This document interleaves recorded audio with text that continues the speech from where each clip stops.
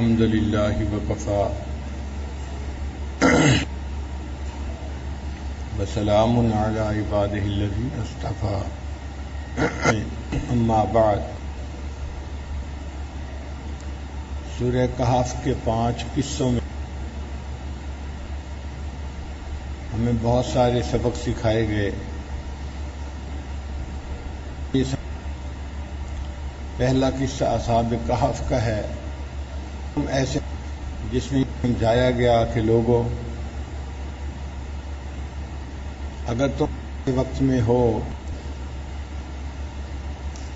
کہ جب تمہارے پاس وسائل کم ہیں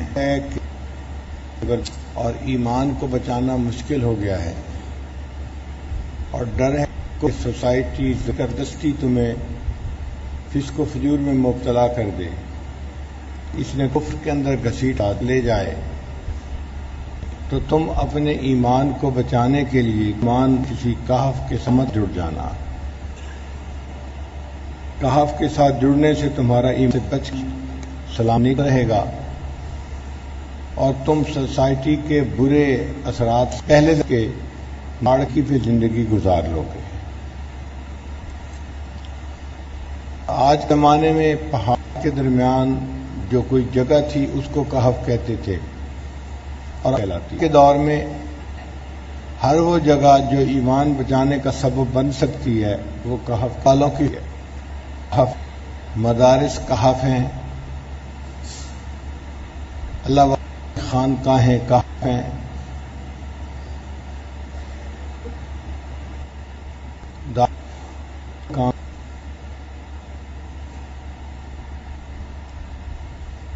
دعوت و تبلیغ کا جو کہف ہے، جہاں قرآن مجید کا درس ہوتا ہے ایمان، اور جو لوگ اس کے ساتھ جڑ کے رہتے ہیں تو قرآن مجید کی برکات ایسی ہیں کہ یہ بندے کے دین بچنے کا سبب بن جاتا ہے، تو وہ کہف ہوتا ہے۔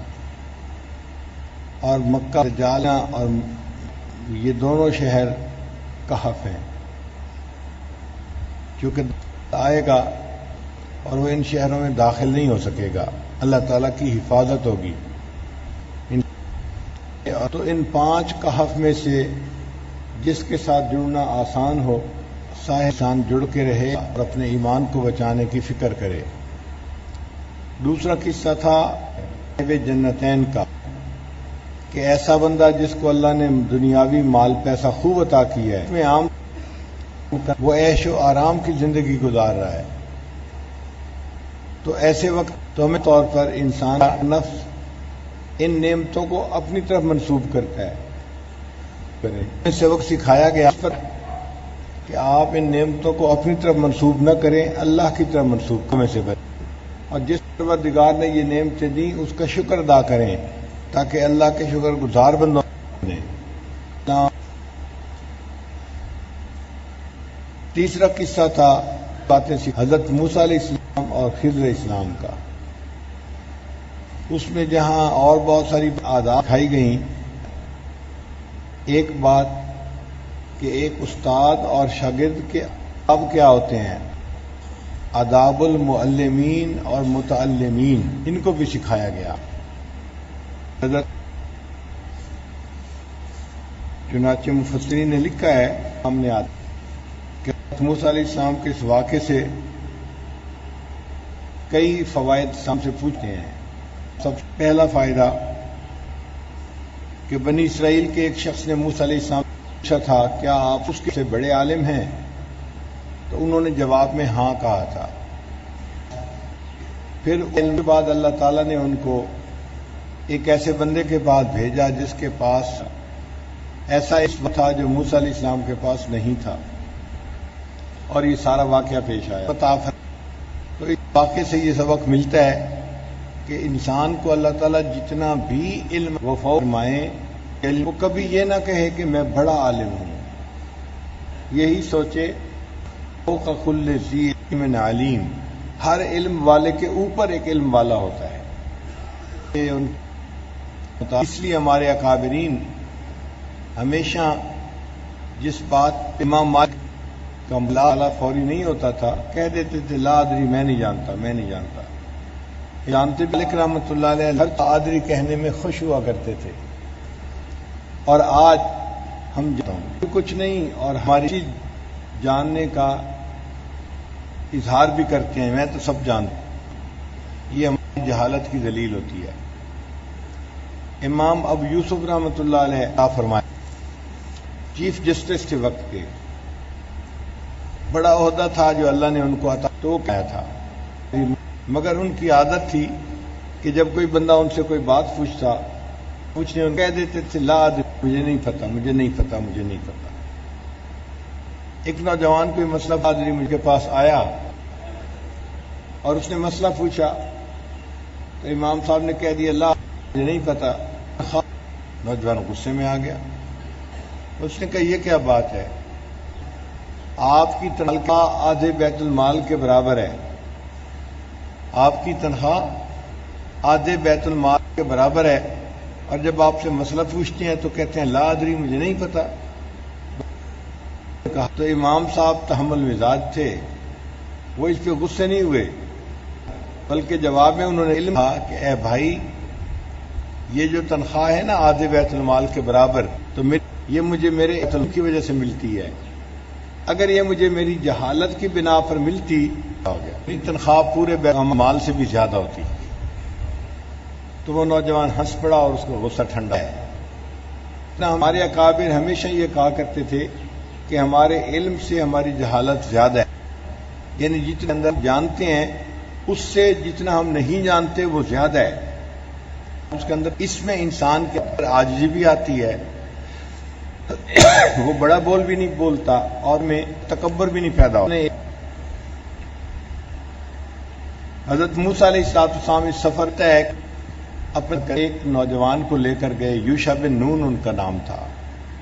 تو پتہ چلتا ہے کہ انسان اگر سفر کرے تو کسی نہ کسی کا رفیق سفر بنا لینا یہ بہتر ہوتا چلے کہ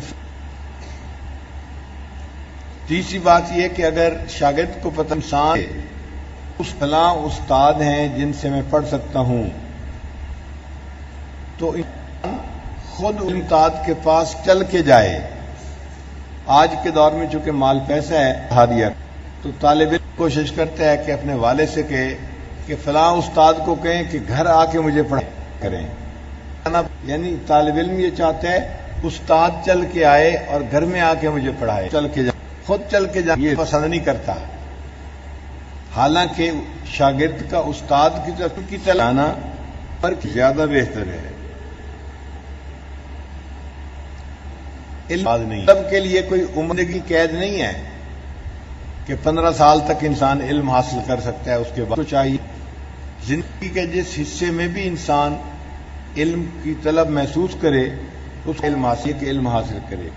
نبی علیہ الصلوۃ والسلام کے جتنے صحابہ تھے سب نے بڑی عمر میں جا کے اور کیا۔ حضرت ابو ہریرہ رضی اللہ عنہ نے 60 سال کی عمر میں اسلام قبول کیا، جتنا علم انہوں نے حاصل کیا وہ 60 سال کی عمر کے بعد حاصل کیا، اور وہ سب سے زیادہ روایت کرنے والے صحابی بن گئے۔ میں حضرت مفتی محمد شفیع رحمۃ اللہ ایک جگہ لکھتے ہیں حضرت ابو ہریرہ رضی اللہ عنہ کے بارے کے دل کہ سیدنا ابو ہریرہ رضی اللہ تعالیٰ عنہ مولوی قسم کے صحابی تھے، یعنی ان میں علم کی طلب تھی، ہر وقت علم کی طلب میں لگے رہتے تھے۔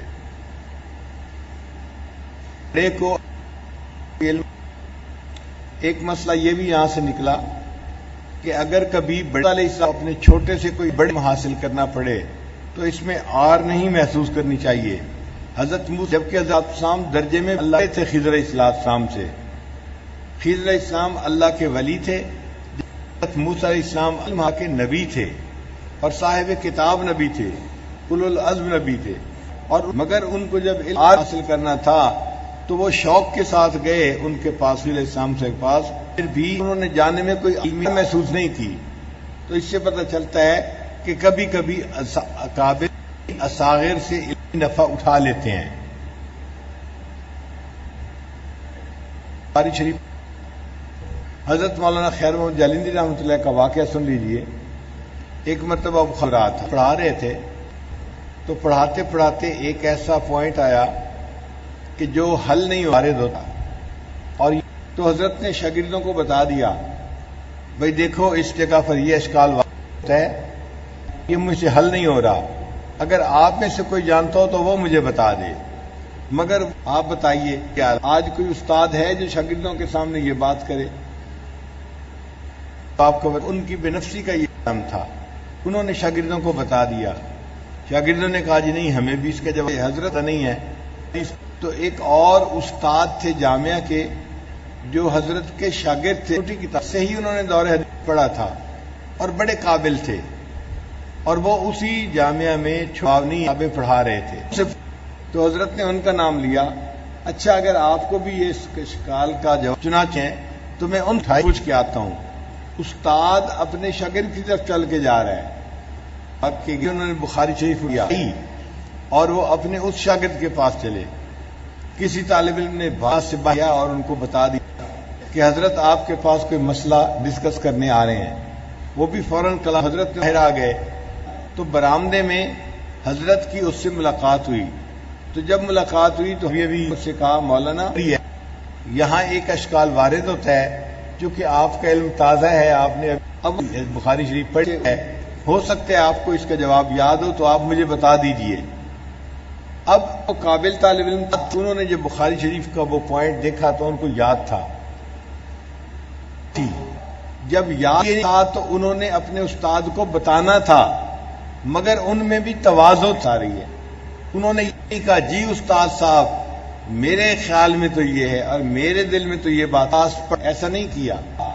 انہوں نے آگے سے جواب دیا حضرت جب میں آپ کے پاس یوں پڑھتا تھا اس مقام پر آپ پہنچے تھے تو آپ نے اس مقام پہ اس کا جواب دیا تھا اور اس کے بعد اس کا جواب بتا دیا، اپنی طرف منسوب نہیں کیا، آپ میں بتا رہا ہوں جب میں آپ کے پاس پڑھتا تھا اس وقت جب آپ اس جگہ پر پہنچے تھے تو اس کا یہ جواب بھی تھا، یعنی اس علم کو استاد کی طرف منسوب کیا، اپنی طرف نہیں کیا، یہ اصل علمیت ہوتی ہے۔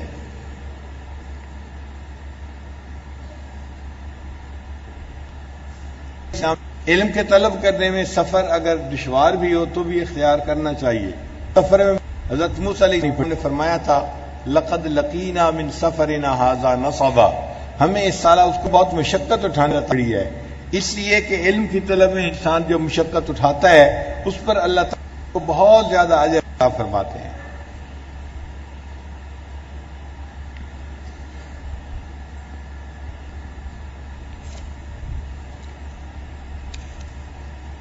حضرت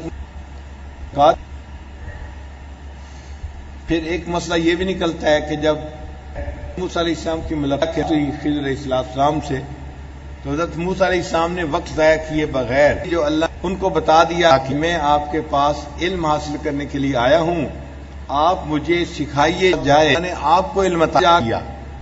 اس سے مطلب یہ نکلا کہ اگر کوئی شاگرد کسی استاد کے پاس بتائے تو وہاں جا کے فوراً بتا دینا چاہیے کہ میرے آنے کا مقصد کیا ہے، کلیئر میں کیوں بتا دینا چاہیے۔ وقت بعض لوگ کلیئر بات نہیں کرتے، ایک دن دو دن گزر جاتے ہیں پھر بتاتے ہیں آیا تھا، یہ ضائع ہوتا ہے۔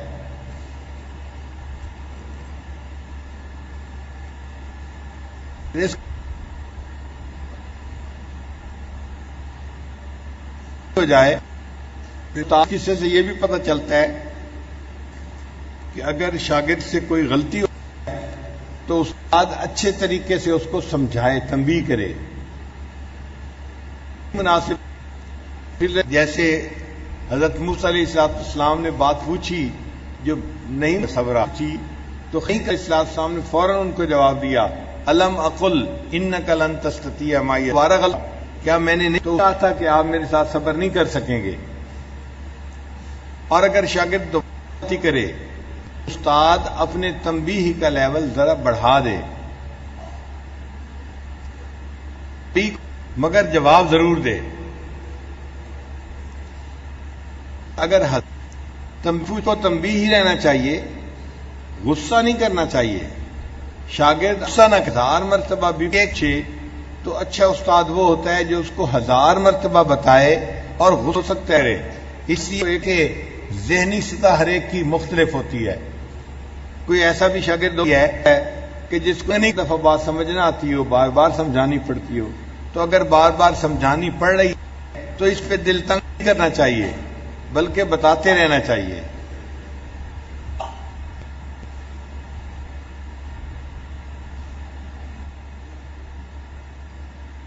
تھا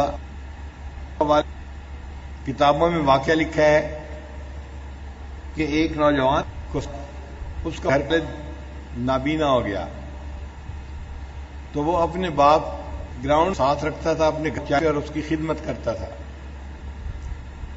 اب ایک دن آواز آئی میں بیٹھا ہوا، وہ تو چائے پی رہا تھا، اپنے والد کو چائے پلا رہا تھا. اتنے میں ایک چڑیا کی آواز کیسی ہے. باپ نے پوچھا کہ یہ کیا ہے؟ اس نے کہا جی چڑیا ہے. کس رنگ کی ہے؟ چڑیا ہے. اس نے بات بتائی. تھوڑی دیر بعد باپ نے پھر پوچھا یہ کس کی آواز ہے؟ اس نے کہا پوچھا. اس نے کیسا رنگ ہے؟ ایسا رنگ ہے. پھر تھوڑی دیر بعد اس نے تیسری دفعہ بتا چکا. جب اور اب تیسری دفعہ پوچھا تو اس نوجوان بچے کو غصہ آیا کہ میں دو دفعہ ہوں، ابو سمجھ کیوں نہیں رہے؟ تو اس نے غصے میں کہا کہ ابو آپ کو بات سمجھ نہیں آتی، ٹھہرو دفعہ آپ کو پہلے بتا چکا ہوں. تو جب وہ غصے ہوا تو اس کا والد کہنے لگا بچہ تھوڑی دیر جس میں آتا ہوں. جب تو وہ نابینا باپ اندر گیا اور اس نے اپنی ڈائری رکھی ہوئی تھی.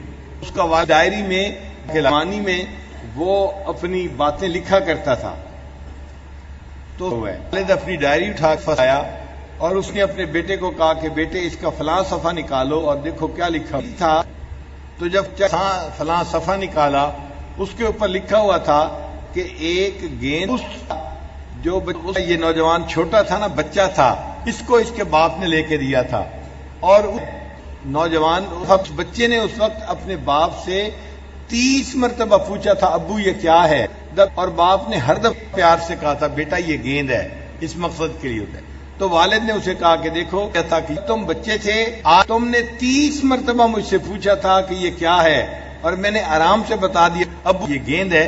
آج میں بوڑھا ہو گیا ہوں اور میں تم سے 3 مرتبہ پوچھتا ہوں، تم غصے میں آ کے کہتے ہو داجی سے بات سمجھ کیوں نہیں آتی تمہیں میری. حالانکہ بچپن میں باپ نے کتنے تحمل میں اپنے ماں اس بچے کے ساتھ سلوک کیا ہوتا ہے، مگر بچہ اس بات کو بھول جاتا ہے جب جوان ہوتا ہے، اور پھر تو باپ کے ساتھ بہت ہی برا سلوک کرنے لگ جاتا ہے. آپ دیکھ شاگرد جتنی مرتبہ اور درجی پوچھے، استاد کو چاہیے کہ تحمل مزاجی کے ساتھ اس بات کا جواب دیتا رہے، دعا بھی کرے تاکہ اللہ تعالیٰ اس بچے کو جلدی اس بات کی سمجھ تو عطا فرمائے.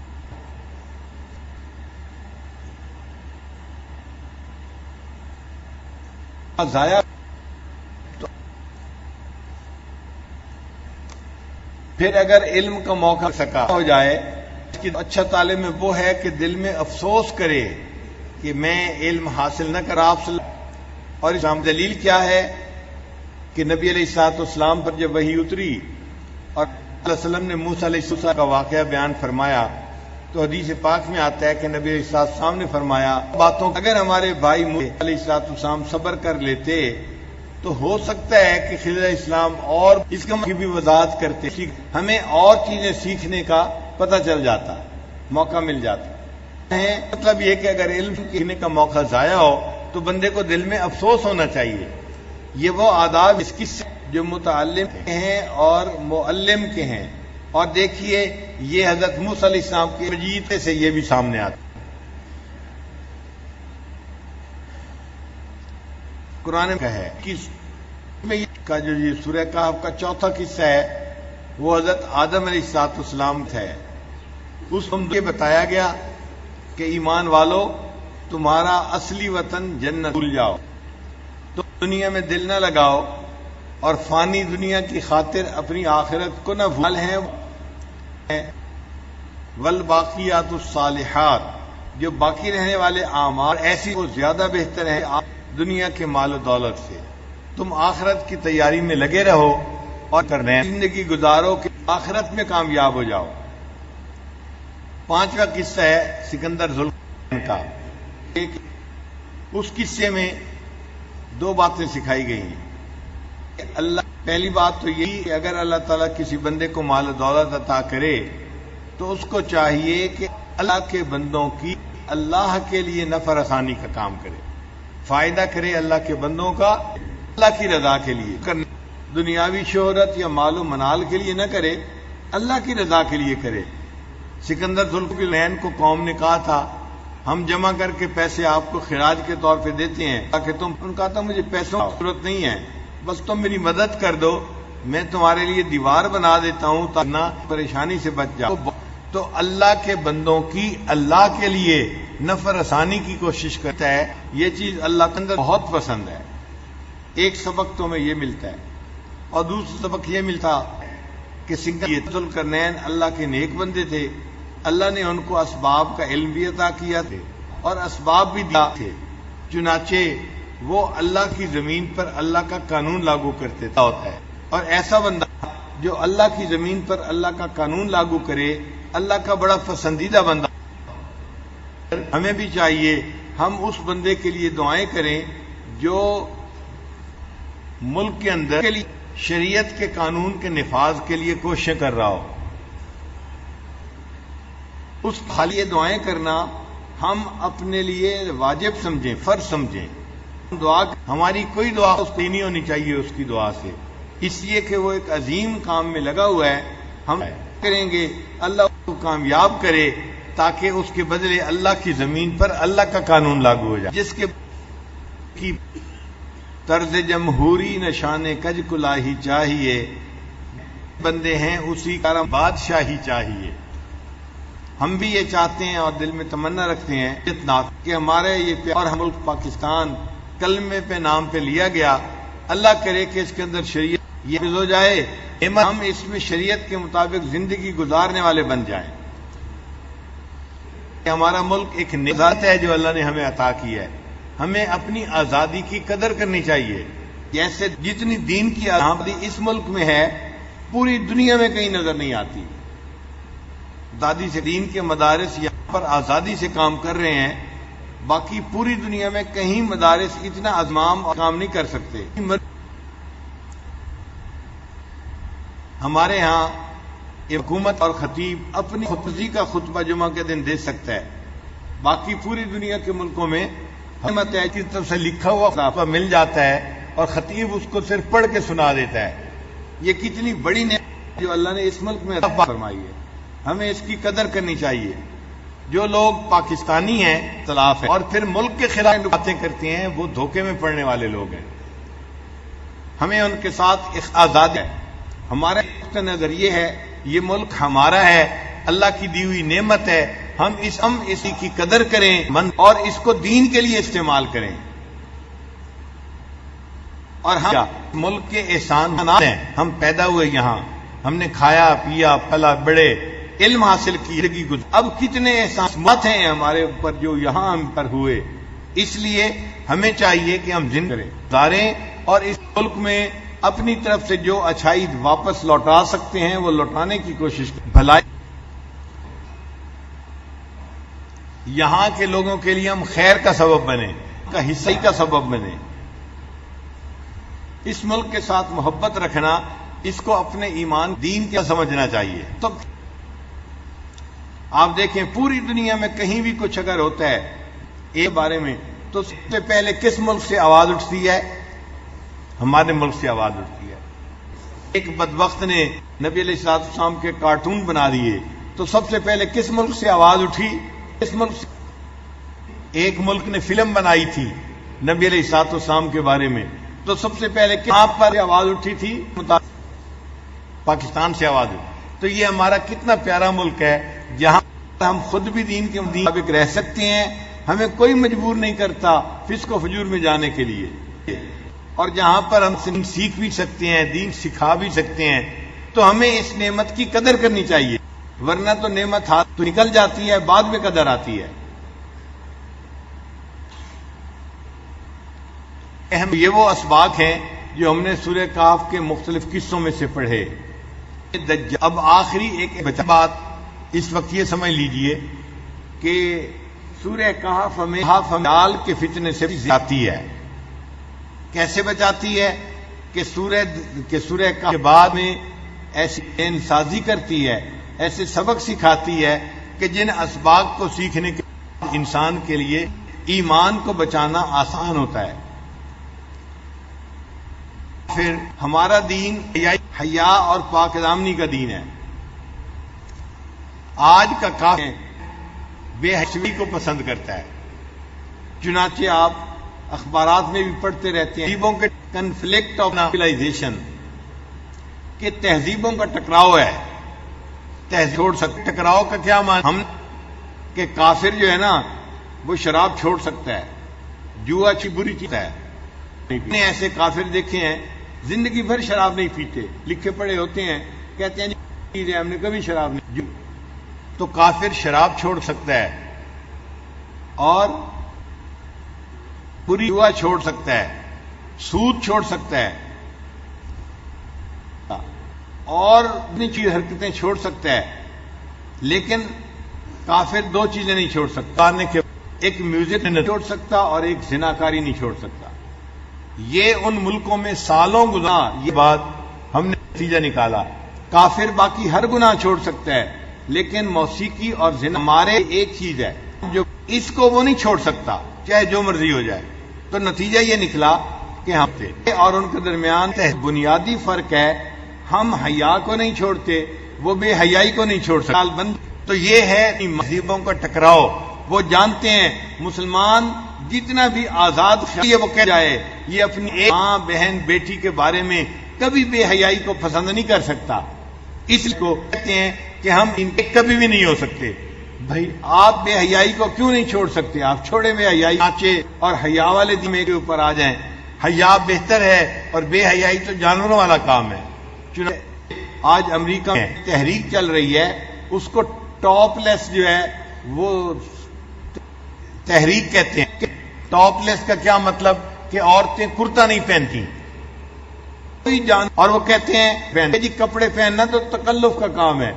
ان کی دلیل یہ ہے کہ دنیا میں کوئی اللہ نے ایسا نہیں جو کپڑے سکتا ہو۔ انسان کپڑے جو پہنتا ہے تو یہ تکلفات کرنے کی کیا ضرورت ہے؟ جیسے پیدا کیا ہم اس کو ویسے ہی پھرنا چاہیے، چنانچہ وہ پورے کپڑے اتار دیتے ہیں اور وہ چاہتے ہیں کہ ہم اس چیز کو پوری دنیا میں پھیلانا چاہتے ہیں۔ چند ہفتے پہلے ان کا ایک ایونٹ دستخط کہ انہوں میں ہزاروں مرد اور عورتیں ننگے ہو کر انہوں نے سائیکلیں چلائیں اور کوئی تقریباً ہم 15 میل کا سفر سائیکل پر طے کیا۔ یہ چھوٹی چھوٹی حرکتیں وہ کرتے رہتے ہیں بتانے کے لیے حکومتوں نے دنیا میں موجود ہیں اور اس کو حکومت کی سرپرستی حاصل ہوتی ہے۔ اسی لیے کفر کی حکومت ان میں یہ نئے نئے سسٹم نکالے ہیں جن کے ذریعے سے پوری دنیا کے اندر بے حیائی کو پھیلایا جا سکے۔ پھیلی ایسے ایک چیز ہے پہلے سیل فون۔ سیل فون کے ذریعے سے بے حیائی اتنا جلدی آج کل ہے کہ پہلے سالوں میں اتنی نہیں پھیلتی تھی جتنا یہ دنوں میں پھیل گئی ہے۔ آج اتنے نوجوان کو سیل فون نے برباد کر کے رکھ دیا ہے۔ غیر محرم لڑکی اور لڑکے کا رابطہ کمرے میں آسان ہو گیا ہے کہ ماں باپ کو پتہ ہی نہیں ہوتا۔ لڑکی اپنے کمرے میں بیٹھی ہوتی ہے، لڑکا اپنے ہوتے ہیں۔ ماں باپ سمجھتے ہیں یہ کمرے میں بیٹھے پڑھ رہے ہیں ہمارے بچے، اور بچے بیٹھے فون پہ ایک دوسرے کے ساتھ بات کرتے ہیں۔ اور پھر تصویروں کا یہ سلسلہ ایسا ہے کہ ایک دوسرے کو اپنی تصویریں بھیج رہے ہوتے ہیں ابھی تھا اور ایک دوسرے کے ساتھ تصویریں دیکھ رہے ہوتے ہیں۔ پہلے زمانے میں اگر کوئی لڑکا بدکار بنتا ہاتھ پہ تو لڑکی کے ساتھ رابطہ کرنا مشکل ہوتا تھا، اس کو رکا بھیجنا پڑتا تھا، کسی کے ملتا پیغام بھیجنا پڑتا تھا۔ رکا بھیجنا، پیغام بھیجنا ایک مشکل کام تھا، موقع ہی نہیں آسان تھا اس کو اس کے ساتھ رابطے کا، تو برائی مشکل تھی۔ آج اس سیل فون نے اس کام کو وہ بھی کر دیا۔ اسی لیے کفر کی حکومتوں نے سیل فون کی جو قیمتیں رات میں عجیب رکھی ہوئی ہیں کہ دن میں آپ فون کریں تو آپ کو دگنے پیسے دینے پڑیں گے، اور وہ بعد فون کریں تو فون ہی ہو جاتا ہے۔ اور کمپنیاں ساتھ لکھتی بھی ہیں کرو ساری رات، تاکہ نوجوان ساری رات انہی گناہوں کے کاموں میں لگے رہیں۔ آج یونیورسٹیوں کے اور سکولوں کے جو استاد ہیں وہ بڑے پریشان ہیں۔ کیوں؟ دوسرے سے بچے نوجوان آتے ہیں، سب کو نیندیں آ رہی ہوتی ہیں، اس لیے کہ وہ راتوں کو جاگ رہے ہوتے ہیں ایک بات کرنے کے لیے۔ اور یہ بات 15 منٹ 20 منٹ نہیں ہوتی. مجھے ایک لڑکے نے کہا کہ میں جس سے تعلق تھا ایک رات میں نے 9 گھنٹے اس سے بات کی. میں سن کے اسے سے گیا 9 گھنٹے تک دونوں ایک دوسرے سے بات کرتے رہے. اب بچے اگر 9 گھنٹے بات کریں گے آپ سوچیں وہ پھر رات تو ساری رات جاگتے ہی گزار دیں گے. قوموں کے اندر کر رہی ہیں, اخلاق خراب ہو رہا ہے, تعلیم پہ اثر پڑ رہا ہے, اور یہ کفر کی حکومتیں اس چیز کو پروموٹ کر رہی ہیں. پھر اس سے بڑھ کر ایک اور مصیبت آ گئی جس کا نام ہے انٹرنیٹ. اس کو جاتے ہیں enter into the net. Net کہتے ہیں جال کو, چل نہیں سکتے انٹو دی نیٹ. ایک جال کے اندر داخل ہو جاؤ, مچھلی جال کے اندر داخل ہو جاتی ہے تو نکل نیٹ کتی. ہم نے بھی یہ دیکھا ہے نوجوان بچہ یا بچی جن کو ایک دفعہ اور چسکا پڑ جاتا ہے وہ پھر انٹرنیٹ کو چھوڑنا مشکل ہو جاتا ہے, ایڈکشن ہو جاتی ہے ان کو. اور ان سائنسی تحقیق ہے سگریٹ کی ایڈکشن چھوٹی ہے, شراب کی ایڈکشن چھوٹی ہے, چھوڑ سکتے. انٹرنیٹ کی ایڈکشن نیٹ سے بھی زیادہ ہے. شرابی بندہ شراب آسانی سے, اور انٹرنیٹ والا بندہ انٹرنیٹ کو آسانی سے نہیں چھوڑ سکتا. اور انٹرنیٹ کے اوپر اتنا گند پھیلایا گیا ہے کہ جو بندہ چاہے وہ بیٹھ اس فحاشی کو گھنٹوں دیکھتا رہے پیچھے. تو یہ لوگوں کی حقیقیوں سے حیا کو نکالنے کا ایک طریقہ ہے. آپ کو پتہ ہے اس انٹرنیٹ کے تو اپنے ان کافر حکومتوں کو کروڑوں روپیہ خرچ کرنا پڑتا ہے. بڑے بڑے ان حیائی کمپیوٹر لگانے پڑتے ہیں اس کو سپورٹ کرنے کے لیے, مگر یہ وہ خرچ کرتے ہیں تاکہ دنیا کے اندر بہتے ہیں عام ہو جائے. اصل مقصد ان کا یہ ہے, لیکن چونکہ دجالیت ہے نا تو ملمہ سازی کر تو ہم جی انٹرنیٹ کو عام کر دیا ہے کاروبار کے لیے. کمپنیاں کاروبار آسانی سے کر سکتی ہیں. لگایا کمپنی کے کاروبار کا, اور اندر مقصد کیا تھا تاکہ دنیا کے اندر بے حیائی فیس بک عام ہو جائے. نہیں, چنانچہ یہ جو فیس بک ہے یہ تو عجیب مصیبت ہے.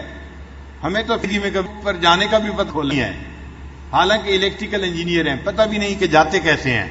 نویں زندگی فیس بک کا سفر ہے, لیکن جو استعمال کرتے ہیں ان سے جب پوچھا تو انہوں نے کہا محرم کہ فیس بک کا نفع جو بندہ کھولتا ہے 3 منٹ کے اندر اندر کسی نہ کسی غیر کی تصویر اس کو ضرور نظر آتی ہے, ایڈورٹائزمنٹ آ جاتی ہے, یا کوئی نہ کوئی لڑکی تصویر سامنے آ جاتی ہے.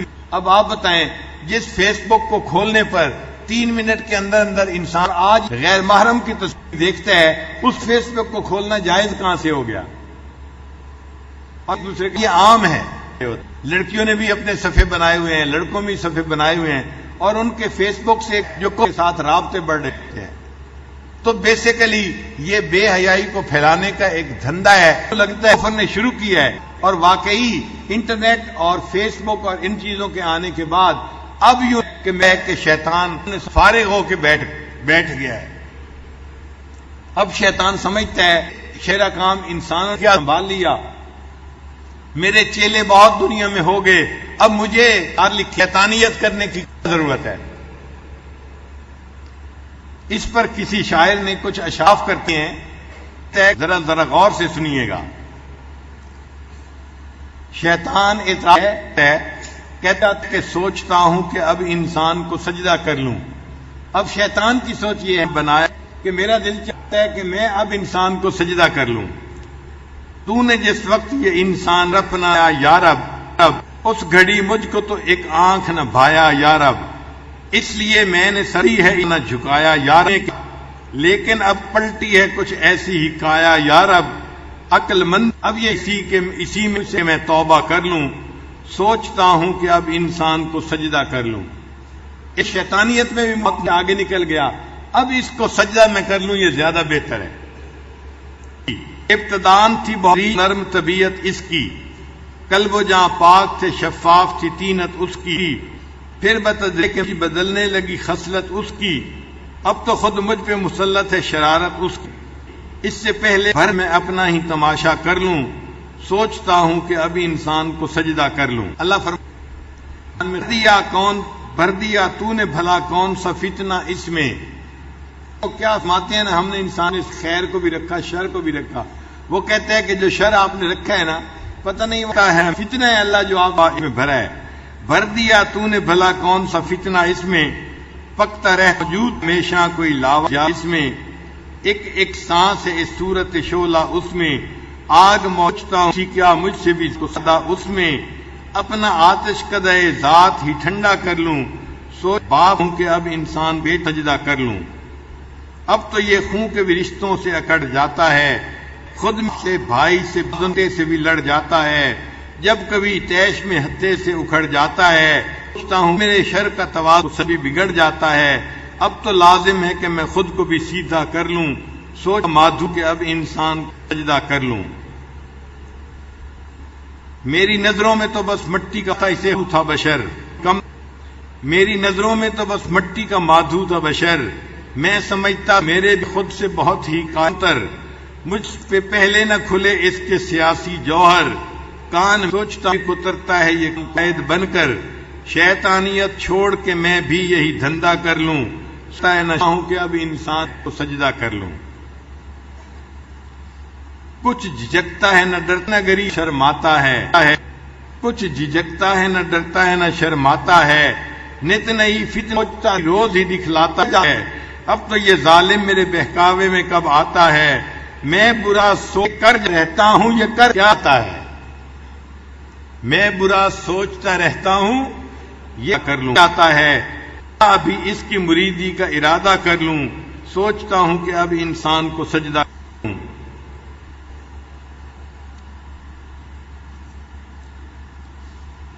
اس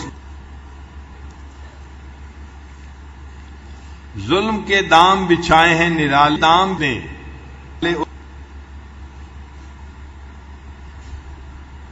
ظلم کے قید بچھائے ہیں نرالے اس نے. نت نئے پیچ مذاہب میں ہیں ڈالے اس نے، کر دیے کو اندھیروں میں اجالا اس نے. کام جتنے تھے میرے سارے سنبھالے اس نے، اب تو میں خود ہی کر ایک بوجھ سے ہلک مجھ کر لوں. سوچتا ہوں کہ اب انسان کو سجدہ کر لوں. استقامت نے ڈھپ بھی اس کی مصیبت کو، استقامت تھی کبھی اس کی مصیبت مجھ کو. اپنے عالم پر اسے لانا تھا قیامت مجھ کو، کرنی پڑتی تھی بہت اس پہ مشقت مجھ کو. ابھی ہے کہ دن رات ہے فرصت مجھ کو، اب کہیں گوشہ نشینی میں گزارا کر لوں. سوچتا ہوں شیطان انسان کو سجدہ کر لوں. مست تھا میں تیرے آدم کی حقارت کر کے، اسے بغان کہتا ہے مست تھا میں تیرے آدم کی حقارت کر کے، خود پہ نازاں تھا بہت تیری عبادت کر کے. کیا ملا مجھ کو مگر ایسی حماقت کر کے، کیا یہ ممکن ہے کہ پھر تیرے سجدہ کر لوں، یعنی اپنے کھوئے ہوئے رتبے کی تمنا کر لوں. سوچتا ہوں کہ اب انسان کو اس کو کر لوں. اب یہ انسان شیطانیت میں اتنا آگے بڑھ گیا کہ اے اللہ اب مصیبت سجدہ کرنے کو میرا دل چاہتا ہے. تو انسان کو اس انٹرنیٹ نے اتنا شیطانیت میں آگے بڑھا دیا کہ شیطان بھی اس پر متعجب ہونے لگ گیا. وہ اس لیے جس گھر کے اندر انٹرنیٹ نہیں محفوظ گھر ہے، اور جس گھر کے اندر انٹرنیٹ ہے آپ یوں سمجھ لیں کہ وہ شیطان کی فوج کی ایک بٹالین اس گھر میں موجود ہے، جو اس گھر کے بچوں کو اور بڑوں کو برائی کے اوپر مائل کرنے کے لیے ہر وقت لگی ہوتی ہے.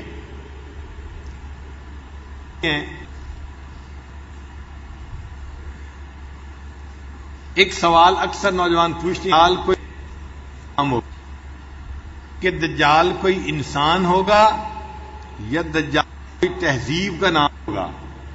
واقعی یہ بڑا دلچسپ سوال ہے. پہلے بہت سارے علماء یہ سمجھتے ہیں کہ دجال کے آنے سے پہلے دجالی تہذیب ہوگی جس کو ایک دجالی گروہ بنائے گا، یعنی ہوں گے وہ انسانی مدد، لیکن اس دجال کی تہذیب کو وہ پروموٹ کرنے والے ہوں گے. حضرت مفتی رفیع عثمانی باتوں کے ساتھ بہت سال پہلے ایک مرتبہ بات ہو رہی تھی تو حضرت نے فرمایا یہ کہ اگر احادیث سے صراحتاً یہ پتہ نہ چلتا کہ دجال انسان ہوگا تو ملیت کہہ دیتا کہ امریکہ بہادر دجال ہے.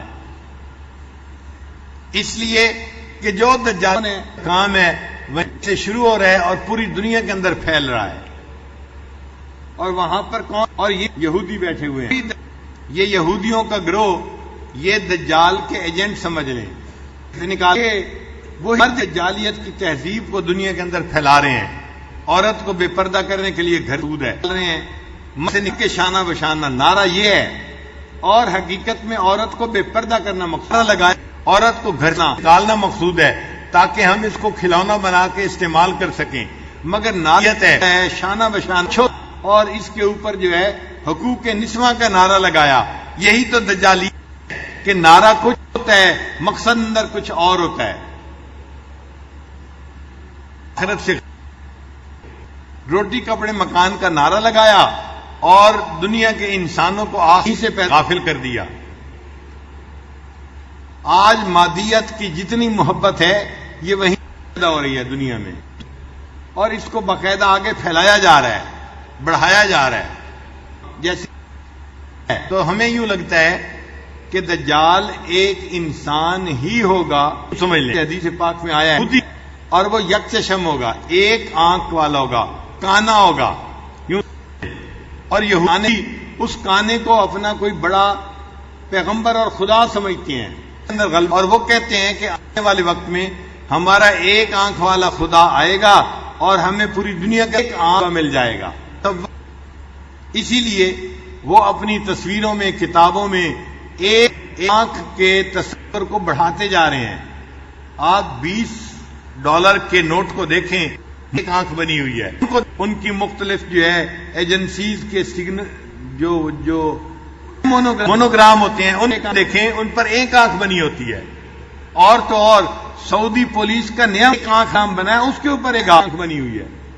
ایک آنکھ کے تصور کو دنیا میں بڑھایا جا رہا ہے تاکہ ایک دیکھیے والا بندہ جب آئے تو ایک آنکھ کا ہونا کوئی عیب نظر نہ آئے. دجالیت کی انتہا جی ہاں ابھی سے یہ دینا شروع کر دیا. ایک آنکھ بری نہ لگے کسی کو، لوگ پہلے سے جانتے ہیں ابھی سے ایک آنکھ بھی ہو سکتی ہے. اپنے کانے پن کو چھپانے کے لیے، عیب کو چھپانے کے لیے انہوں نے سب کا سے ایک آنکھ کا تصور کیا اور ساتھ ایک مثلث بھی بنا دیتے ہیں. تو یہ کہ سب دجالیت ہے، اور اس کا بنیادی مقصد بندوں کو اللہ سے غافل کر دینا. اسی دنیا پتہ ہے کہ بندے ریجھ جائیں اور بندے بے حیائی کی زندگی گزارنے لگ جائیں. اور بچہ کہتے ہیں، مرد کہتے ہیں شائنس از اے سکنس. یہ جو شرم ہوتا ہے نا عورت کے اندر، جسم کے اندر، موگی کے اندر شرم و حیا، اس کو کہتے ہیں یہ تو ایک بیماری ہے. یعنی ہم انسان میں شرم زیادہ ہے کہ کہتے ہیں یہ زیادہ بڑا بیمار ہے. اور جس جو بے شرم و ناران ہوگا کہتے ہیں کہ یہ صحیح انسان ہے. شائنس از اے سکنس یہ کسی سے لگاتے ہیں. اس لیے وہ بچوں کو اسکول میں کہتے ہیں، لڑکا ہو یا لڑکی اگر بات کرنی ہے کہتے ہیں کہ تم آنکھوں میں آنکھیں ملا کے بات کرو. اب جب لڑکی لڑکے کے آنکھوں میں آنکھیں ملا کے بات کرے گی تو آنکھیں چار پہلے ہوتی ہیں، پھر دل ایک دوسرے کے خلاف بن جاتے ہیں. تو یہ تہذیب دیکھیے کیسے دجالیت ملک آ رہی ہے. سن لیجیے، اس لیے باہر کے لڑکوں میں جو یونیورسٹیوں کالجوں میں دستور ہے، ذرا چنائیے، ایک کلاس کا بیٹھتا ہے، پھر ایک لڑکی بیٹھتی ہے، پھر ایک لڑکا، پھر ایک لڑکی. جو لڑکا کلاس میں بیٹھا ہوتا ہے اس کے دونوں طرف لڑکیاں ہوتی ہیں. دائیں دیکھے گا تو اس کو لڑکی نظر آئے گی ہوگا، بائیں دیکھے گا تو لڑکی نظر آئے گی. دائیں ہلے گا تو لڑکی سے ٹچ ہوگا، بائیں ہلے گا تو لڑکی سے ٹچ ہوگا. اور جہاں لڑکی ہوتی ہے وہ دائیں دیکھے گی تو اس کو لڑکا نظر آئے گا، بائیں دیکھے گی تو لڑکا نظر آئے گا. بات نہیں. اب یہ لڑکی جو دو طرف سے لڑکوں میں گھری ہوئی ہے یہ کب تک بچ کے بیٹھے گی؟ اگر وہ اپنے ساتھ والوں سے بات نہیں کرتی، پھر استاد ہے وہ اس کی رپورٹ بناتا ہے کہ یہ لڑکی بیمار ہے، یہ ساتھ والے لڑکوں سے بات نہیں کرتی. یہ ڈاکٹر کو بلایا جاتا ہے اور وہ آ کے اس لڑکی کو سمجھاتے ہیں کہ تم لڑکوں کیوں نہیں کرتی، یہ جو شرم ہے یہ بیماری ہے، تم بیمار ہو، ہم تمہارا نفسیاتی علاج کرتے ہیں. اس طرح ماں باہر پڑھنے کے لیے بچے جاتے ہیں، ان کے اندر سے شرم و حیا کو نکال دیا جاتا ہے اور ان کو یہاں آپ بڑے خوش ہوتے ہیں. ہمارے بچے پڑھنے کے لیے باہر ملک چلے گئے ہیں جائے گی، یہ نہیں پتا انجینئر ڈاکٹر تو بن کے آ جائیں گے مگر ان کے اندر سے حیا جیسی نعمت بھی ختم ہو، تاکہ چھوٹی چھوٹی کلاس کے بچوں کو انٹرنیٹ پہ کام دیا جاتا ہے، بچے انٹرنیٹ کھوز کے عادی بنے اور انٹرنیٹ کے برے اثرات سے وہ خود اثر حاصل کریں۔ ہمارے ایک بیٹے ہیں، وہ کہنے لگے کہ میری بیٹی دوسری کلاس میں ہے، مجھے ایک دن کہنے لگی ابو مجھے میں نے کہا کیا کرو، کہنے لگی مجھے انٹرنیٹ چاہیے۔ میں نے کہا انٹرنیٹ کی کیا ضرورت ہے؟ کہا کہ جی ابو مجھے کلاس ٹیچر نے کہا تھا تم انٹرنیٹ سے یہ چیزیں نکال کے لاؤ۔ کہنے لگے میں نے اسے تھوڑی دیر وہاں کمرے میں کمپیوٹر ہے تم بیٹھ کے کام کر لو، وہ بیٹھ کے کام کرنے لگی۔ کہنے لگے جب میرے بعد مجھے خیال آیا یہ 2 سال کی بچی ہے، یہ انٹرنیٹ پہ کیا کر رہی ہوگی دیکھوں تو صحیح۔ اور میں کمرے میں گئی تو اس نے وہاں پر ایک ویب سائٹ کھولی ہوئی تھی اور ویب سائٹ کا نام تھا allforgirls.com allforgirls.com۔ یہ ایک ویب سائٹ ہے، بچی کے پیدا ہونے سے لے کے اس کے بڑھاپے تک اس کو زندگی میں چیز کی ضرورت ہوتی ہے، ہر چیز وہاں پر موجود ہے۔ تو چلو بچی کے لیے تو کھلونے ہوتے ہیں، بنانی ہے کی چیزیں ہو گئیں، تم نے بال کیسے بنانے ہیں، بالوں کی لٹیں کیسے بنانی ہیں یا پونی کیسے بنا پڑتے ہیں، یہاں تک تو بات ٹھیک ہے۔ نہیں، جب لڑکی جوان ہو جاتی ہے پھر اس کو لڑکوں سے رابطے کرنے بات اس کے بھی طریقے سکھائے کرے، پھر لڑکوں کے ساتھ رہنا کیسے ہے وہ طریقہ بھی سکھایا گیا، پھر لڑکوں کے ساتھ میل ملاپ کیسے کرنا ہے وہ بھی سکھایا گیا۔ یہ سب چیزیں اسی ویب سائٹ پہ سکھائی گئی ہیں اور اس ویب کو 2 سال کی بچہ بول کے بیٹھی ہوئی ہے، جس میں تو انٹرنیٹ کے نصاب پہ حقیقت میں بے حیائی دنیا میں پھیلانے کے لیے ایک سازش ہے جس نوجوان ہم سب کے سب آسانی کے ساتھ ملوث ہوتے جا رہے ہیں۔ اس لیے جوان کے پاس ٹی وی نہیں ہوتی، وائف نہیں ہوتی، وہ کہتے ہیں جی مجھے وائی فائی چاہیے، اس لیے کہ وائی فائی بیوی کا متبادل بن جاتی ہے، نہیں لگتی اور وائی فائی مل جاتی ہے تو پھر وائف کی سمجھنے کہ وہ بھی ہے گھر میں یا نہیں۔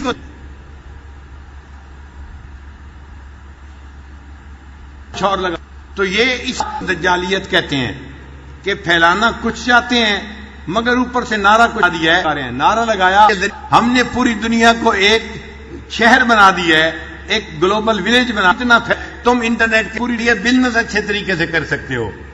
تو بزنس کے نام پر ایسا پھیلایا کہ دنیا کے اندر بے حیائی کو پھیلا دیا۔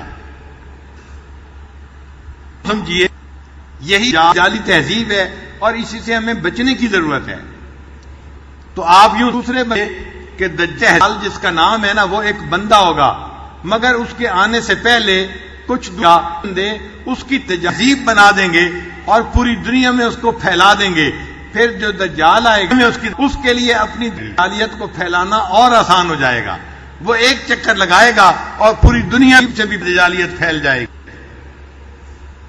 ہمیں دجال سے بھی بچنا ہے اور دجالی تہذیب سے بچنا ہے۔ یہ بات سمجھ آ گئی؟ ہمیں دجال سے بھی بچنا ہے اور اگر دجالی تہذیب سے بھی بچنا ہے کیونکہ ہمارا اصل مقصد ہے اپنے ایمان کو بچانا ہوں گے۔ ہم اپنے ایمان کو بچا گئے تو ہم کامیاب ہوں گے اور اگر ہمارے ایمان پہ اثر پڑ گیا تو ہم ناکام تھا۔ اس لیے سورۃ کہف ہمیں اپنے ایمان کو بچانے کی سبق دیتی ہے۔ وہ سبق ہم نے پڑھ سورہ کہف، ہم ایک مرتبہ پھر سورہ کہف کے واقعات کا تکرار کر لیتے ہیں کیونکہ آج کا یہ پہلا کہف کا درس آخری درس ہے۔ بتائیے سورہ کہف میں کتنے واقعات ہیں؟ 5 واقعات ہیں۔ واقعہ کون سا ہے؟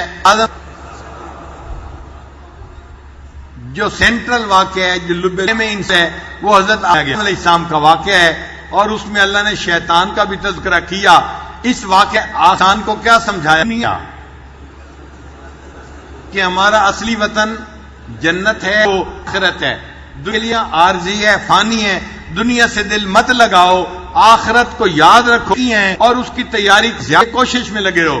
والباقیات الصالحات، اور باقی رہنے والی جو نیک وہ تمہارے لیے زیادہ بہتر ہیں ان چیزوں سے جو فانی ہونے والی ہیں۔ یہ سبق ہمیں سکھایا گیا۔ التجافی عن دار الغرور والانابۃ الی دار الخلود. پھر دوسرا قصہ کون سا ہے؟ اصحاب کہف والرقیم کہ اصحاب کہف کون تھے؟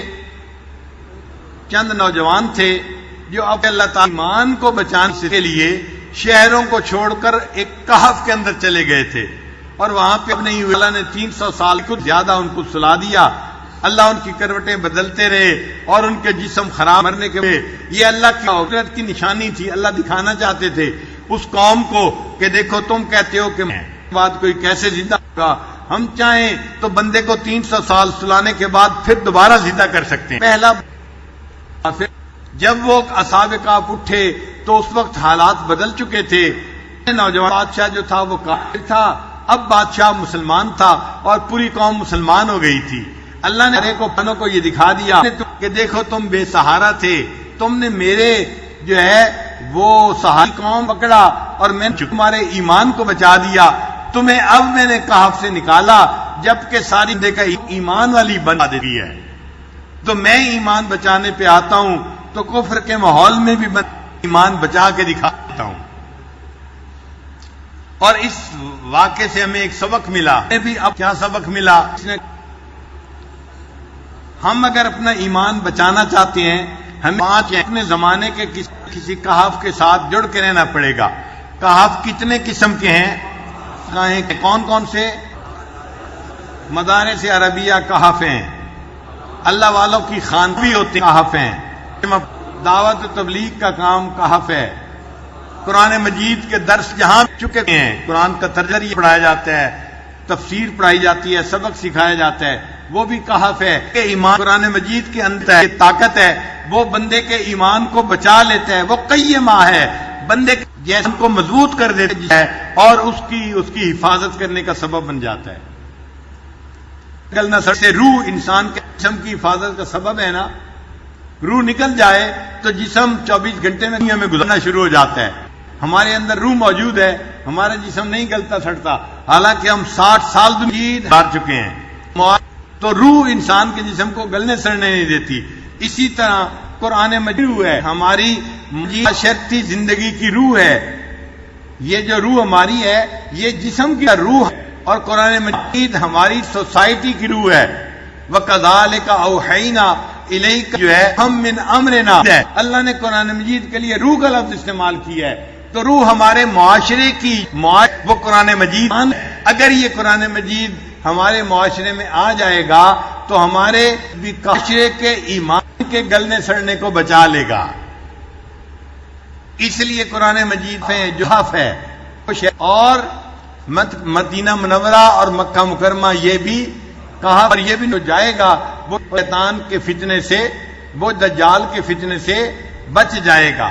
اور نقطہ سن لیجئے، علماء نے کتابوں میں لکھا ہے، خاص طور پر علامہ طاہر صاحب مجموع البحار لکھتے ہیں کہ جو لوگ اپنے دور کے قحط میں رہنے والے ہوں گے ہم آوان المہدی بنیں گے. یہ امام مہدی جب آئیں گے تو ان کے آوان مددگار بھی یہ کہف والے اصحاب ہی بنیں گے. تو اپنے ایمان کو بچانے والے لوگ ہیں، یہی لوگ امام مہدی کے ساتھی بنیں گے کیا دنیا میں. پھر اس کے بعد واقعہ ہے حضرت موسیٰ علیہ السلام کا. اس واقعے میں ہمیں علم اور متعلم کے آداب کو پتہ چلتا ہے. اس واقعے سے ہم دو سبق سیکھتے ہیں. انسان کون سے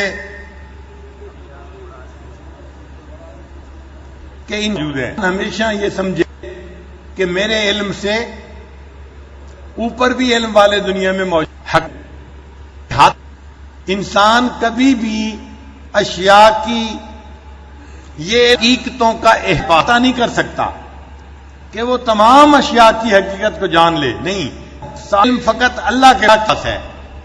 بندہ جتنا سائنسی ترقی کرتا جائے وہ اشیاء کی ساری اشیاء کی حقیقتوں تک نہیں پہنچ سکتا. یہ ذہن میں بٹھا لیجئے. ایک سبق تو ہم نے اور دوسرا سبق ہم نے کیا سیکھا؟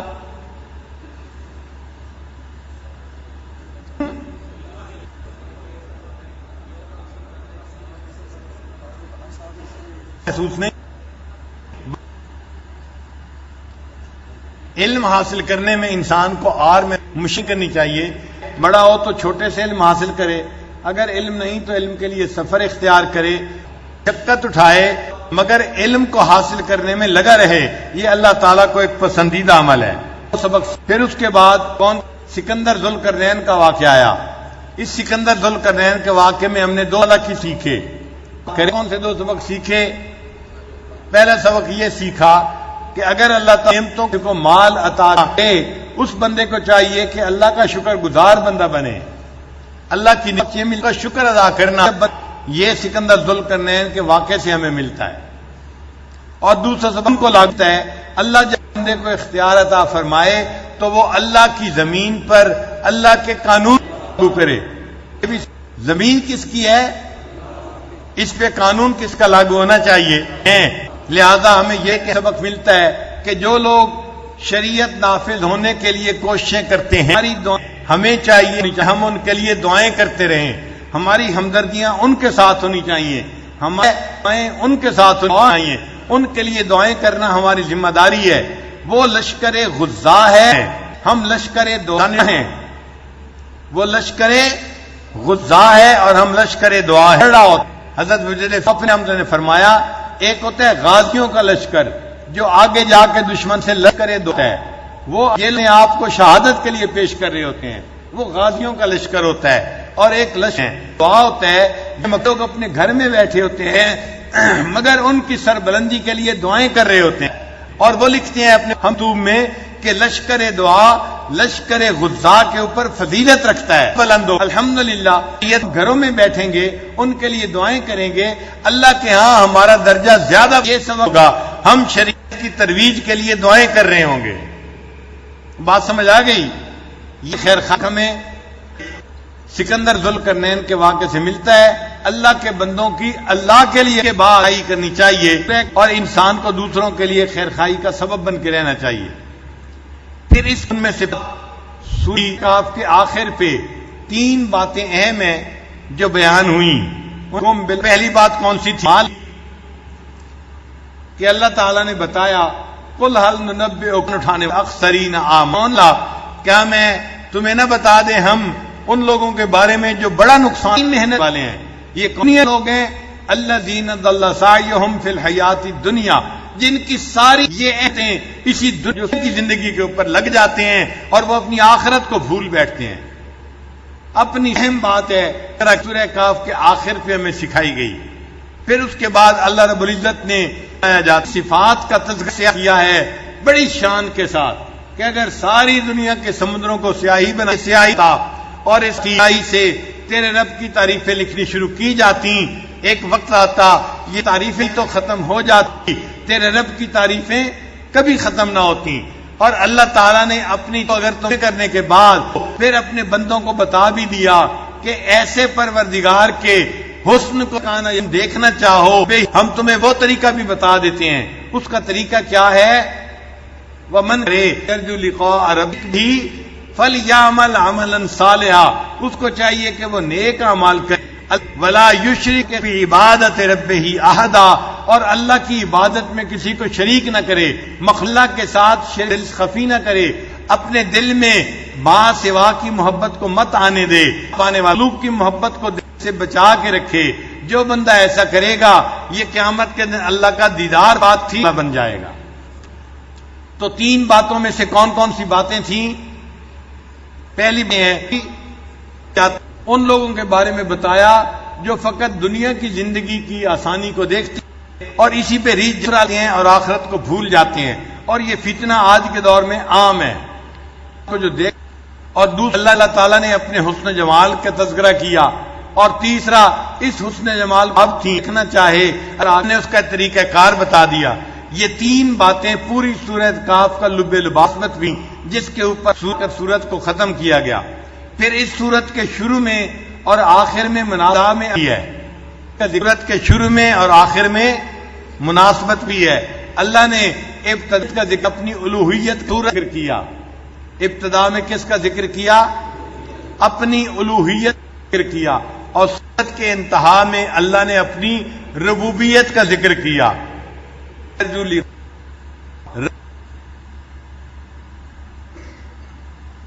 فمن کان رب ہی اپنی ربوبیت کا تذکرہ کیا. تو سورت کے شروع میں کس کا تذکرہ کیا؟ اپنے الوہیت کا کیا. اور سورت کے آخر پہ کس کا تذکرہ کیا؟ ربوبیت کا. پھر اللہ نے نام کی محبوب کا بھی تذکرہ کیا، شروع میں بھی آخر میں بھی.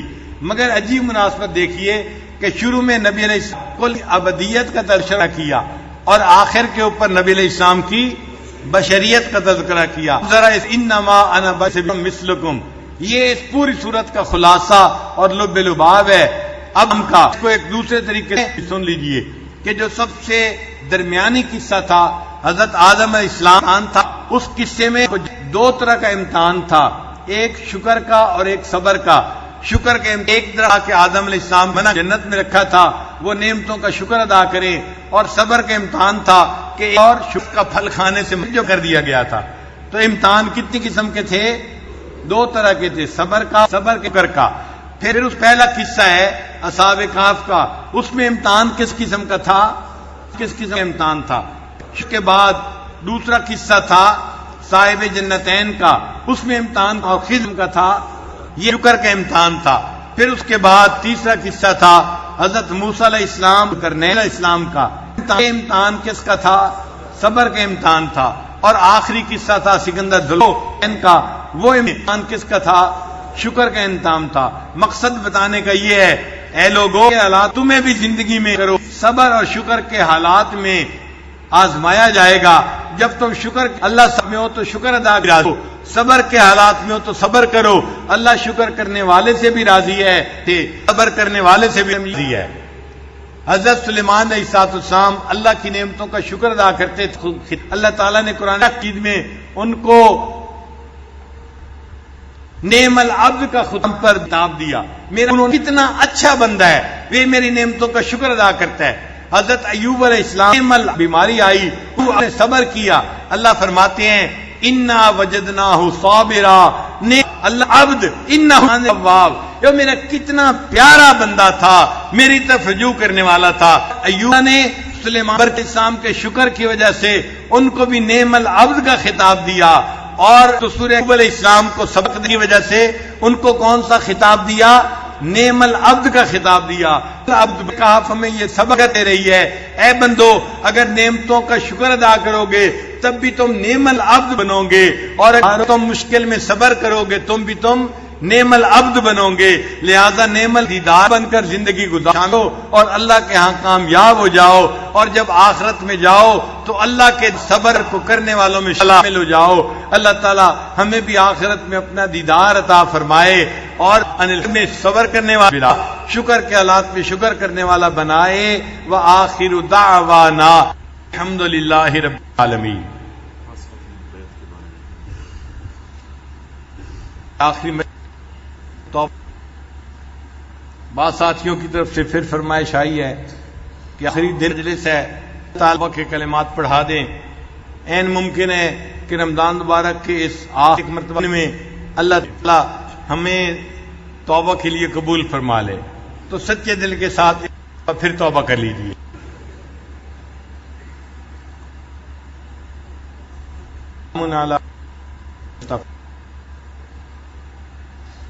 الحمدللہ وکفا وسلام اللہ عبادہ الذین اصطفیٰ اما بعد. یہ کلمات سچے دل کے ساتھ پیچھے پیچھے پڑھیے. بسم اللہ الرحمن الرحیم. لا الہ الا اللہ محمد رسول اللہ. آمنت باللہ وملائکتہ وکتبہ ورسلہ اليوم الآخر والقدر خیرہ وشرہ الموت من اللہ تعالی والبعث بعد الموت. آمنت باللہ کما ہوا بأسمائہ وصفاتہ وقبلت جمیع احکامہ اقرار باللسان اللہ فیکم بالقلب اشہد ان لا الہ الا اللہ واشہد ان محمدا عبدہ ورسولہ استغفر اللہ ربی من کل ذنب رحمت واتوب الیہ برحمتک یا الراحمین۔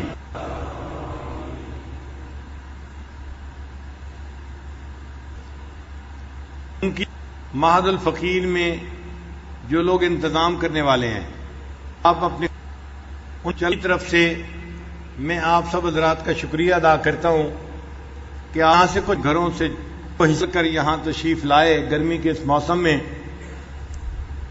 مجھے یہاں سے لینا علماء ملے جو کوہستان سے آئے ہیں۔ کوہستان جو ہے یہ گلگت جاتے ہوئے راستے میں جو پہاڑی سے پتہ نہیں ہے خشک پہاڑ ہیں، تو یہ وہاں سے آئے ہیں۔ وہاں اطلاعات کا بھی کوئی سلسلہ نہیں ہے، پر اللہ نے کیسے ان کو اطلاع پہنچائی اور ان کے دل میں بات آئی، وہ کوہستان سے چل کر یہاں کیمپ کے لیے آ گئے۔ کل 3 ڈاکٹر آئے ڈیرہ غازی خان کے آگے سے، سننے کے لیے لگے کہ ہم نے سنا کہ آپ سورہ کہف کے بارے میں درس دے رہے ہیں، ہم ڈی جی خان سے ایک درس شہر آئے ہیں اور سننے کے بعد اب ہم واپس ڈی جی خان جا رہے ہیں، حالانکہ وہ کافی دور ہے۔ اللہ کی شان کے وہاں سے اللہ اپنے بندوں کو بھیج رہا ہے۔ بعض نوجوان یہاں کوئٹہ سے آئے ہوئے ہیں، یہاں پر بعض نوجوان کشمیر سے آئے ہوئے ہیں، یعنی ملک کے چاروں طرف سے اللہ تعالیٰ نے یہاں اپنے بندوں کو دیا ہے۔ ہم نے نہ اخبار میں خبر دی تھی، نہ ہم نے کوئی اشتہار چھاپا تھا، یہ فقط ایک برڈ آف ماؤتھ تھا جو اللہ تعالیٰ نے اپنے بندوں تک پہنچایا اور ان کے دل میں بات باہر، اور اللہ نے اپنے بندوں کو خود یہاں پہنچا دیا۔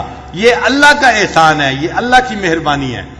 اور آپ حضرات کا تشریف لانا، اس کے اوپر جو انتظامیہ ہے وہ آپ لوگوں کا شکریہ ادا کرتی ہے اور جو خدمت کی جماعت ہے وہ آپ کے ساتھ آپ کے سامنے معذرت بھی کرتی ہے کہ جیسے کھانا پیش چاہیے تھا اس میں کمی ہو گئی، جیسے آپ کے آرام کا خیال رکھنا چاہیے تھا ہم ایسے نہیں رکھ سکے۔ ہم امید کرتے ہیں آئندہ سال انشاءاللہ ہم یہ اعتکاف پھر یہیں پر کریں گزاریں، اور آئندہ سال ان بھی اقدامات پہلے سے بہتر کرنے کی کوشش کریں گے۔ علماء طلباء سے خواہش ہے کہ وہ اسی طرح اعتکاف میں ابھی سے بے شک اپنا ذہن بنا لیں، یہاں تشریف لائیں گے، ہم انشاءاللہ ان کی خدمت کو کریں گے اور کوشش کریں گے کہ وہ یہاں پر 10 دن انابت اللہ کے ساتھ گزاریں۔ بند کر لی، اللہ ہماری اس نیت قبول فرما لے۔ تھوڑی دیر کے لیے مراقب ہو جائیے، آنکھوں کو کیجیے، سر کو جھکا لیجیے، دنیا اور جو کوئی دنیا میں ہے اس سے ہٹ کٹ اللہ کی یاد میں ڈوب جائیے۔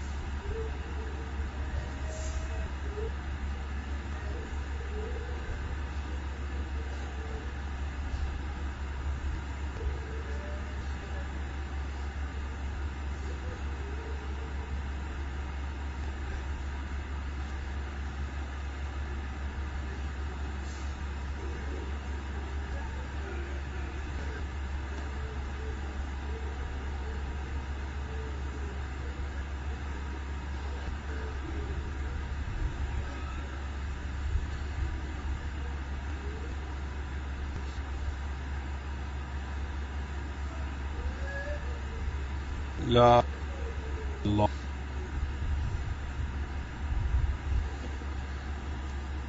لا الہ الا اللہ محمد رسول اللہ اللهم سبحان ربي الوهاب اللهم انت صل على سيدنا محمد وعلى آل سيدنا محمد وبارك وسلم الله السلام منك سلم تبارك الجلال والإكرام اللهم اغفر لنا ورحمنا تغفرك اللهم اغفر لي والمؤمنين والمؤمنات والمسلمين والمسلمات پروردگار عالم ہمارے سے کیے کبیرہ گناہ معاف فرما اللہ وہ گناہ جو ہم نے دن میں کیے معاف فرما وہ گناہ جو ہم نے راتوں میں معاف فرما اللہ وہ گناہ جو ہم نے محفلوں میں کیے معاف فرما وہ گناہ جو ہم نے تنہائیوں میں کیے ارادے فرما پروردگار عالم وہ گناہ جو ہم نے ارادوں سے کیے معاف فرما وہ گناہ جو ہم نے بنا وہ کیے معاف فرما اللہ وہ گناہ جو ہمیں یاد ہیں وہ بھی معاف فرما وہ گناہ جو ہم کر کے بھول گئے اللہ بھی معاف فرما اے میرے مولا ہم ظاہر میں بندے ہیں حقیقت میں نہایت گندے ہیں رسینا ہمارے من کی گندگیوں کو دور فرما اللہ دلوں کی ظلمتوں کو دور فرما اے میرے مولا ہمارے والوں کو اپنے نور سے نور فرما اے بے کسوں کے دستگیر اے ٹوٹے دلوں کو تسلی دینے اے خالی بھرلیوں کو بھر دینے والے اے میرے مولا آپ کے سامنے ہاتھ پھیلائے بیٹھے ہیں اللہ ان جھولیوں کو دور پور فرما پروردگار عالم ہمیں عزتوں کے بعد ذلت سے محفوظ فرما اپنے قرب کے بعد لیکری سے محفوظ فرما علم حاصل ہونے کے بعد جہالت کے کاموں سے محفوظ فرما اللہ سیدھا رستہ ملنے کے بعد بھٹکنے سے محفوظ فرما اے میرے مولا ہدایت کے بعد گمراہی سے محفوظ ہمارا پروردگار عالم جان مال کی حفاظت فرما عزت آبرو کی حفاظت فرما اللہ فرما ایمان کی حفاظت فرما اے میرے مولا ہمیں قرضوں سے محفوظ فرما مرضوں سے محفوظ فرما ان کی اللہ جو اولاد برینہ کے طلبگار ان کو نیک صالح اولاد نرینہ عطا فرما اللہ جو صاحب اولادوں کو نیکوکار بنا فرما بردار بنا ماں باپ کی آنکھوں کی ٹھنڈک بنا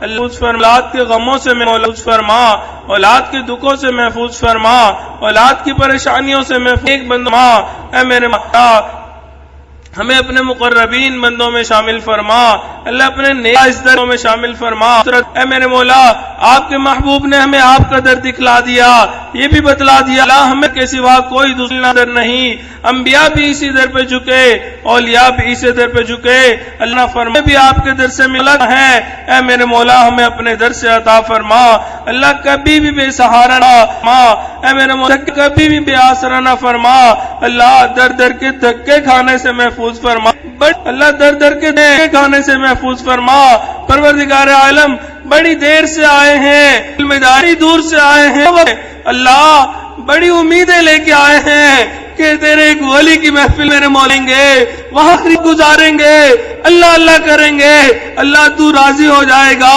اے سے آج آخری ایام ہیں اے میرے مولا اگر آپ راضی نہ ہوئے ہمارے اللہ سے راضی ہوئے ہمیں یہاں سے بھیج دیا اے میرے مولا ہم سے زیادہ پھر بدبخت کوئی نہیں ہوگا اگر آپ شکی نہیں ہوگا اے میرے مولا ویسے بھی رمضان المبارک کی آخری ساعتیں ہیں اللہ آپ راضی نہ ہوئے ہم سے مانے نہ اللہ پھر تو ہلاکت ہمارے لیے ہوگی اللہ بربادی ہو میرے مولا ہمیں ہلاک ہونے سے بچا لیجئے اللہ برباد ہونے سے بچا لیجئے اللہ تعالی ہم سے راضی ہو جائیے اللہ راضی ہو جائیے پروردگار عالم رحمت کی ایک نظر اللہ فرما دیجئے اللہ ایک نظر عطا فرما دیجئے اللہ ایک نظر عطا فرما دیجئے تھا یہ دعا مانگنے میں ڈر بھی لگتا ہے یہ جواب نہ آ جائے رحمت کی نظر میں سمیہ پہ ڈالتا رحمت کی نظر میں بلال پہ ڈالتا تھا تم اپنے کرتوتوں کو دیکھو اپنے عملوں کو دیکھو پر اللہ ہم اقراری مجرم ہیں ہم بہت گناہگار ہیں بہت خطا کار ہیں اللہ پروردگار عالم ہمیں اپنے عملوں کے اوپر کوئی ناز نہیں آپ کی رحمت کے اوپر بھروسہ ہے کر دیجیے ہمارے ساتھ دولت کا معاملہ کر دیجیے اللہ فضل کا معاملہ کر دیجیے فضل کا معاملہ اے میرے شاہ ہم تو آپ سے فضل کے طلبگار ہیں عدل کے طلبگار تو نہیں ہیں مولا اپنی شان بے نیازی سے ہمیں محفوظ فرما پروردگار عالم جب آپ کی شان بے نیاز ہم گاہ اٹھتی ہے ہم لوگ 400 سال عبادت کو ٹھکرا دیا جاتا ہے۔ اے میرے مولا انہوں نے ہمارے ٹوٹے پھوٹے کو قبول فرما۔ پروردگار عالم یوسف علیہ السلام کریم تھے، مولا اپنے بھائیوں کو یہ کہتے ہوئے معاف کر دیا تھا لا تثریب علیکم اليوم۔ اے میرے محمد آپ کے محبوب علیہ السلام کریم تھے، فتح مکہ کے موقع پہ انہوں نے بھی قریش مکہ کو اللہ لا تثریب علیکم اليوم، اللہ آپ تو سب کریموں سے بڑے کریم ہیں، آج آپ فرما دیجئے لا تثریب علیکم اليوم، لا تثریب علیکم اليوم، لا تثریب علیکم اليوم۔ اے میرے مولا ہمارے گناہ معاف ہو جائیں گے، فتح بخشی ملیں گی۔ پروردگار عالم اپنے بندوں پہ رحم فرما لیجئے، اللہ رحم فرما لیجئے۔ اے مولا ہم نے اس دنیا میں دیکھا جو قتل کا قیدی ہوتا ہے صدر کو رحم کی اپیل کرتا ہے، اللہ ہم بھی بڑے بڑے گناہوں کے مجرم ہیں، اے میرے مولا ہم بھی آپ قبول کر کی اپیل کر دیتے ہیں، اے میرے مولا ہمارے رحم کی اپیل قبول کر لیجئے، اے میرے مولا جاتا کر لیجئے۔ پروردگار عالم دنیا فقیر کا کوئی مسئلہ نہیں، ایک در سے نہ ملے دوسرے پہ چلا ہے، دوسرے سے ملے تیسرے پہ چلا جاتا ہے۔ اللہ مسئلہ تو ہمارا ہے، ہمارے پاس آپ کے در کے سوا کوئی دوسرا در نہیں، اے میرے مولا ہمیں اپنے در سے دور نہ کر دیجئے، اللہ دور نہ کر دیجئے، دھکے نہ دے دیجئے۔ پروردگار عالم اپنے نیک بندوں میں شامل فرما لیجئے، اللہ مکروہات شرعیہ کو مکروہات طبیعیہ بنا، اللہ اپنے نیک لوگوں میں شامل فرما۔ اے میرے مولا عمر گزرتی جا رہی ہے، نماز کی حضوری کب نصیب ہوگی، سجدے اتنے حضور کب نصیب ہوگی، قرآن مجید پڑھنے کی لذت کب نصیب ہوگی۔ اے میرے مولا وہ تیرے ہاتھ نصیب بندے ہوتے ہیں، رات کے آخری پہر میں کھڑے ہوتے ہیں، اللہ کوئی تیرے آگے ہاتھ پھیلا کے بیٹھتا ہے، کوئی اپنے آنسو بہاتا ہے، اللہ کوئی سجدے میں سر رکھتا ہے۔ اے میرے مولا احرام ہمیں بھی ان خوش نصیب لوگوں میں شامل فرما۔ اے میرے مولا تیرے کتنے خوش نصیب لوگ ہوتے ہیں، پہنتے ہیں لبیک اللہم لبیک پڑھتے ہیں، اللہ کوئی تیرے گھر کا طواف کرتا، ہمیں بھی کوئی ہجرت میں بوسے دیتا ہے، کوئی ملتزم سے لپٹ کر دعائیں مانگتا ہے۔ اے میرے مولا فرمان خوش نصیب لوگ شامل فرما، اللہ بار بار حرمین شریفین کی حاضری کی توفیق عطا فرما، اللہ بار بار اپنے محبوب کے در کی قبولیت والی حاضری عطا فرما۔ اے میرے مولا حرمین شریفین کی حفاظت فرما، اللہ حرمین شریفین کی حفاظت فرما۔ پروردگار عالم قبول، آپ نے قرآن مجید اللہ فرمایا ادعونی استجب لکم، مجھ سے دعا مانگو میں تمہاری دعا کروں گا۔ ہم آپ سے ہی مانگ رہے ہیں، اللہ ہمارے دلوں کی نیک تمناؤں کو پورا فرما، اللہ نیک مرادوں کو پورا فرما۔ اے میرے مولا آپ نے قرآن مجید میں فرما دیا وَأَمَّا السَّوَالِ فَلَا تَنْهَرْ، مالی کو انکار نہ کرو، جھڑکی نہ دو۔ اے میرے مولا ہم بھی تو آپ کے در کیے ہیں، اللہ انکار نہ کر دیجئے، جھڑکی نہ دے دیجئے، اے میرے مولا دور نہ کر دیجئے۔ کیا پروردگار عالم رمضان کا فقیر جب اپنے گھر سے نکلتا ہے اپنے بچوں کو دلاسا ہی آتا ہے، انہیں کچھ دے کے آتا ہے، میرے بچوں میں تو رمضان کا بھکاری ہوں، کوئی نہ کوئی تم لوگ درس کھا کے کچھ نہیں دے دے گا، رات کو جب میں واپس لوٹوں گا گھر میں کھانا بنے گا، ان سے کھانا کھا سکو گے۔ اے میرے مولا ہم بھی رمضان کے بھکاری بیٹھے ہیں، اللہ 9 دن آپ کی چوبے پکڑ کے بیٹھے ہوئے ہیں، اللہ اب واپس جانے کا وقت قریب ہے، اللہ اگر آپ نے ایسے ہی کیا دیا خالی ہاتھ لوٹا دیا، اے میرے مولا ہم کیا منہ دکھلائیں گے، اللہ ہمارے بھی بن جائے گا۔ اے میرے مولا ہمیں عطا کر دیجئے، اللہ جب گھر ان کے اہل تھے بچے بھی موجود تھے، اللہ انہوں نے الوداع کہا تھا، اے میرے مولا اس علاقوں میں آنسو بھی تھے، اللہ انہوں نے دعاؤں کا کہا تھا، اے میرے مولا اگر ہم ویسے ہی ہم نے گئے، اے میرا اللہ وہ کیا کہیں گے، کیا لینے کے لیے گئے تھے۔ پروردگار عالم بل بادشاہوں کو دیکھا ہے جب کوئی ان کے در پہ آتا ہے وہ یہ نہیں پوچھتے کیا لے کے آئے ہو، کیا لے کے پوچھا جاتا ہے کیا لینے کے لیے آئے ہو۔ اللہ آپ بھی ہم سے نہ پوچھئے کیا اللہ آئے ہو، کیا تمہارے پاس ہے، اللہ ہمارے پاس دکھانے کے لیے کچھ بھی نہیں، بخشا. کالے منہ لے آئے ہیں, سیاہ دل لے کے آئے ہیں, اللہ آپ سے اپنے گناہوں کو آ کر دکھانے کے لیے آئے. اے میرے مولا ہم سے نہ پوچھیے گا کیا لے کے آئے ہو, اللہ دیجیے گا, مولا عطا کر دیجیے گا. پروردگار عالم رحم کی اپیل کرتے ہیں, رحم کی اپیل کرتے ہیں. اے میرے مولا ہم سے راضی ہو جا. اے میرے مولا بلا حساب کتاب ہمیں جا فرما. اگر قیامت کے دن آپ نے حساب کتاب کا ارادہ کر لیا, اللہ جہنم ہمارا ٹھکانہ بن جائے گی. اے میرے مولا آپ کی جہنم سے ڈر لگتا ہے, اللہ آپ فرما سے ڈر لگتا ہے. اے میرے مولا جہنم سے ہماری حفاظت فرما. اللہ جنت الفردوس عطا. اے میرے مولا حساب کتاب سے محفوظ فرما, قبر کے عذاب سے محفوظ فرما, حشر سے محفوظ فرما, پل صراط سے گزرنا آسان فرما. اے میرے مولا اپنے محبوب کے ہاتھوں سے ہوں کوثر کا جام عطا فرما. پروردگار عالم ہم نے سنا ہے قیامت کے دن کچھ لوگ ایسے لے محبوب کے سامنے تشریف لے جائیں گے, محبوب علیہ السلام اپنا چہرہ پہ راضی دیں گے. اے میرے مولا ہمیں ان لوگوں میں شامل نہ فرما. اللہ ہمارے محبوب کا ہم سے قیامت فرما. اللہ ہمارے آقا کو ہم سے راضی فرما. اے میرے مولا ہم نے اپنے بڑوں سے سنا ہے اے میرے دن کچھ لوگ اس ہارے اٹھیں گے, وہ آپ کو دیکھ کے مسکرائیں گے, آپ ان کو دیکھ کے مسکرائیں گے. میرے مولا ہمارے اعمال اس قابل نہیں کہ ہم یہ کہہ سکیں, مگر آپ کی رحمت کو دیکھتے ہیں مانگنے کو جی کرتا ہے لوگ. اے میرے مولا ہمیں اپنا دیدار عطا فرما. اللہ اپنا دیدار عطا فرما. اللہ اپنے نیک لوگوں میں شامل فرما. اے میرے مولا نیکی تقوی والی زندگی گزارنے کی توفیق عطا. پروردگار وسلم ہم نے اس دنیا میں دیکھا کتے کے اندر وفا کی صفت ہوتی ہے. اللہ اے میں اپنے نیک لوگوں میں وفاداری کی توفیق عطا فرما. اللہ وفاداری کی توفیق عطا فرما. میرے مولا اگر آج اپنے نیک لوگوں کے ساتھ بھی نہ جڑ سکے, اے میرے مولا پھر تو ہم سے کتا اچھا تھا. اصحاب کہف کے ساتھ جڑا رہا تھا, اللہ آپ نے اس کے لیے جنت کا فیصلہ کر دیا. اے میرے مولا ہمارے لیے بھی فرما دیجیے. اللہ فرما دیجیے. اے میرے مولا فرما دیجیے. اے مور سے بلا جو ہمیں نبی علیہ السلام نے آپ سے مانگی ہمیں وہ خیریں عطا فرما. جن بیٹھے جو نہ مانگی ان بھی پناہ عطا فرما.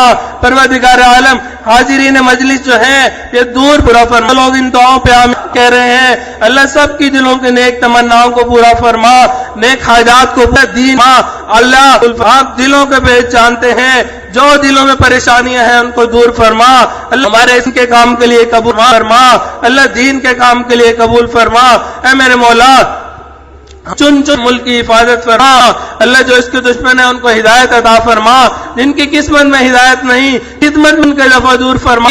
پروردگار عالم تیرے یہ بندے تیرے گھر میں آئے تھے, اللہ اگر ان کی کوئی کمی رہ گئی اے میرے مولا ہمیں معاف فرما. اللہ معاف فرما.